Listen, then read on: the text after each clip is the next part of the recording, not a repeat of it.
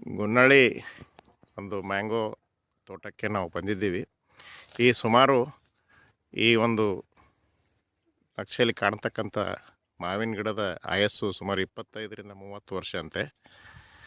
ಸಾಮಾನ್ಯವಾಗಿ ಇದಕ್ಕೆ ಎಲೆಗಳು ಕಾಣಿಸ್ತಾ ಇಲ್ಲ, ಹೂಗಳಿದೆ, ವಯಸ್ಸಾಗಿದೆ. ಮತ್ತು ಆದರೂ ಕೂಡ ಇವತ್ತು ನೋಡಬೇಕಾದ್ರೆ ಈ ಗಿಡಕ್ಕೆ ಹೂ ಮತ್ತು ಕಾಯಿಗಳ ಸಂಖ್ಯೆ ಜಾಸ್ತಿ ಕಾಣ್ತಾ ಇದೆ. ನೀವು ನೋಡ್ಬೋದು ಯಾಕೆ ಅಂತ. ಇದಕ್ಕೆ ಸಂಬಂಧಪಟ್ಟಂತೆ ಕಳೆದ 3-4 ತಿಂಗಳಿಂದ ಇದಕ್ಕೆ ಫಾಲೋಅಪ್ ಆಗಿ ಬೇಕಾದಂಥ ಔಷಧಿಗಳನ್ನು ನೀಡಿ ಇದರ ಫಲಿತಾಂಶವನ್ನು ಕಂಡುಕೊಂಡಿದ್ದಾರೆ ಈ ತೋಟಗಾರಿಕೆ ಇಲಾಖೆ ಅಧಿಕಾರಿಗಳಾದಂಥ ಶ್ರೀ ನಿರಂಜನ್ ಸರ್ ಅವರು. ಏನು ಪ್ರಯತ್ನ ಮಾಡಿದಿರಿ ಸರ್? ಸರ್ ಏನಿಲ್ಲ, ಜೂನ್ ಜುಲೈ ಆಗಸ್ಟಲ್ಲಿ ಇದು ಕ್ಲೋಸ್ಲಿ ಮಾನಿಟರ್ ಮಾಡ್ತಿದ್ದೆ.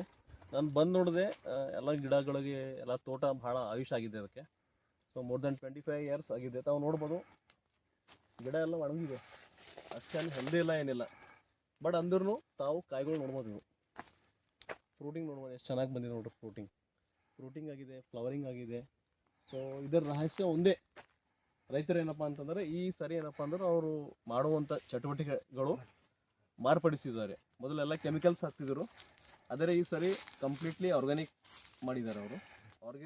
ಮತ್ತು ತಕ್ಕ ಸಮಯಕ್ಕೆ ಏನೇನು ಮಾಡಬೇಕು ಕಾರ್ಯಚಟುವಟಿಕೆಗಳು ಎಲ್ಲ ಮಾಡಿದ್ದಾರೆ. ಮುಖ್ಯವಾಗಿ ಏನಪ್ಪ ಅಂತಂದರೆ ಇವರು ಟ್ರೈಕೋಡರ್ಮಾ ಯೂಸ್ ಮಾಡಿದ್ದಾರೆ, ಸೂಡೋಮೋನಾಸ್ ಯೂಸ್ ಮಾಡಿದ್ದಾರೆ, ಮತ್ತು ಈ ಬಯೋ ಫರ್ಟಿಲೈಸರ್ ಆದ PSB KSB ಯೂಸ್ ಮಾಡಿದ್ದಾರೆ, ಆಮೇಲೆ AMC ಯೂಸ್ ಮಾಡಿದ್ದಾರೆ, ಆಮೇಲೆ ಬ್ಯಾಸಿಲಸ್ ಯೂಸ್ ಮಾಡಿದ್ದಾರೆ. ಸೊ ಎಲ್ಲ bio control agents, bio fertilisers use ಮಾಡಿದ ಪರಿಣಾಮ ತಾವು ನೋಡ್ಬೋದು ಗಿಡ ಒಣಗಿದೆ, ಆದರೆ ಫ್ರೂಟಿಂಗ್ ಆಗ್ತಾ ಇದೆ. ಪ್ರಕಾಶ್, ಈ ತೋಟದಲ್ಲಿ ಕೆಲಸ ಮಾಡತ್ತೆ ಎಷ್ಟು ವರ್ಷ ಆಯ್ತು ನೀವು? 10 ವರ್ಷ ಐತ್ರಿ ಸರ್. 10 ವರ್ಷ ಆಯ್ತು. ಪ್ರತಿ ವರ್ಷ ಹಿಂಗೆ